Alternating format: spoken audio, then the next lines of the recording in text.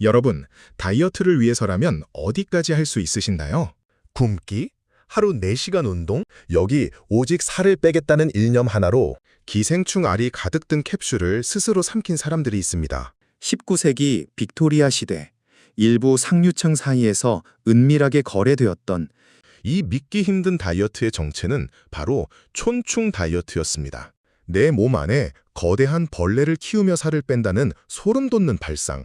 오늘은 인류 다이어트 역사상 가장 충격적인 방법, 빅토리아 시대의 촌충 다이어트를 낱낱이 파헤쳐 드립니다. 19세기 후반 빅토리아 시대의 미의 기준은 지독할 정도로 가혹했습니다. 창백한 피부, 핏기 없는 입술, 그리고 부러질 듯 가느다란 허리. 일명 결핵미약이 유행하던 시절이었어요. 결핵에 걸린 사람처럼 마르고 창백한 게 아름답다고 여겨졌습니다. 심지어 건강해 보이면 촌스럽다는 말을 들었어요. 여성들은 코르셋으로 장기가 뒤틀릴 때까지 허리를 조였고, 실제로 갈비뼈가 변형되거나 내장이 눌려 기절하는 사례가 속출했습니다. 근데 문제는 코르셋만으론 부족했다는 겁니다. 코르셋은 그냥 눌러서 모양만 잡는 거잖아요. 살 자체를 없애고 싶었던 거죠. 마침 이 시대는 광고 산업이 폭발적으로 성장하던 시기였습니다. 신문, 팜플렛, 포스터, 그리고 누군가 이 욕망을 정확하게 겨냥한 제품을 내놓습니다. 살은 벌레가 먹어치울 테니 당신은 마음껏 드세요. 그런데 말입니다. 진짜 공포는 이 알약을 삼킨 직후가 아니라 벌레가 몸 안에서 성체가 되었을 때 시작되었습니다. 1900년대 초에는 위생 처리된 촌충이라고 광고하는 다이어트 상품들까지 등장합니다. 광고 문구는 이랬습니다. 먹어도 살찌지 않는 비결, 단 한 알로 해결. 안전하게 처리된 촌충이 당신 대신 먹어줍니다. 원리는 간단합니다. 촌충 알을 삼키면 장 안에서 부화해서 기생충이 자라고, 그 기생충이 내가 먹은 음식의 영양분을 흡수해버리는 거예요. 나는 먹는데 살이 안 찐다는 논리입니다. 지금 들어도 어떻게 이런 생각을 했지 싶은데, 당시엔 이게 과학적 다이어트로 포장돼서 팔렸습니다.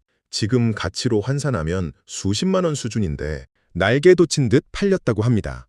뱃속으로 들어간 알은 곧 부화하여 촌충이 됩니다. 이 벌레는 숙주가 먹는 영양분을 가로채며 무서운 속도로 자라나는데 길게는 10m까지 자랄 수 있었습니다.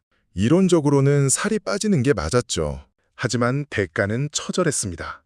기생충이 영양분을 다 빨아가는 동안 숙주는 영양실조에 시달렸고, 극심한 복통, 구토, 설사는 물론 뇌까지 침투해 발작을 일으키는 경우도 있었습니다. 말 그대로 예쁜 시체가 되어가고 있었던 겁니다. 더 충격적인 건 이 벌레를 다시 꺼내는 방법이었습니다. 현대의학으로는 상상도 못할 기상천외한 방식들이 동원됐죠. 목표 체중을 달성하면 이제 벌레를 내보내야 했습니다.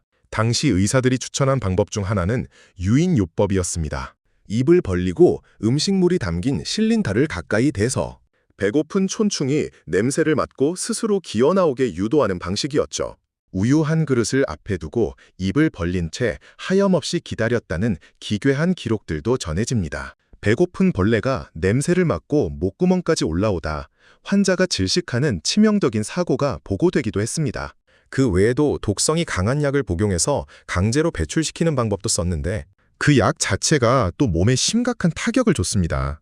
촌충 먹고 촌충 제거하다가 2번 망가지는 구조였던 거죠. 아름다워지려고 시작한 일이 몸을 망가뜨리고 결국 목숨까지 앗아가는 결말로 이어졌습니다. 근데 촌충보다 더한 것들도 있었습니다. 첫 번째, 비소 다이어트. 비소는 독약입니다. 근데 소량 복용하면 피부가 하얘지고 살이 빠진다는 이유로 실제로 먹었어요. 비소는 조금씩 먹어도 몸에 축적되고 장기를 손상시킵니다. 두 번째, 식초 다이어트. 매일 식초를 마시고 식초에 적신 음식만 먹는 겁니다. 살은 빠질 수 있었지만 과도한 식초 섭취로 위장 문제가 생기는 경우도 많았습니다. 세 번째, 씹고 뱉기. 음식을 32번 꼭꼭 씹은 다음 삼키지 않고 뱉는 방법입니다. 플래처리즘이라는 이름까지 붙고 당시 꽤 진지하게 유행했어요. 그럼 이 황당한 시대가 어떻게 끝났을까요? 의학이 발전하면서 촌충이 얼마나 위험한지, 비소가 얼마나 치명적인지가 명확하게 밝혀졌고 촌충 다이어트 약은 서서히 시장에서 사라졌습니다. 코르셋도 1차 세계대전 이후 여성들이 공장 일을 시작하면서 현실적으로 입을 수 없게 되자 자연스럽게 퇴장했고요. 다행히 이 기괴한 미용법은 역사 속으로 사라졌습니다. 하지만 욕망 자체가 사라진 건 아니었어요. 오늘날에도 우리는 여전히 빠르고 쉬운 지름길을 찾습니다. 비만 치료제가 전 세계적으로 폭발적으로 팔리는 걸 보면 시대가 바뀌어도 덜 고생하고 살 빼고 싶다는 욕망만큼은 변하지 않는 것 같죠? 빅토리아 시대 사람들도 우리와 똑같이 생각하고 고민했어요.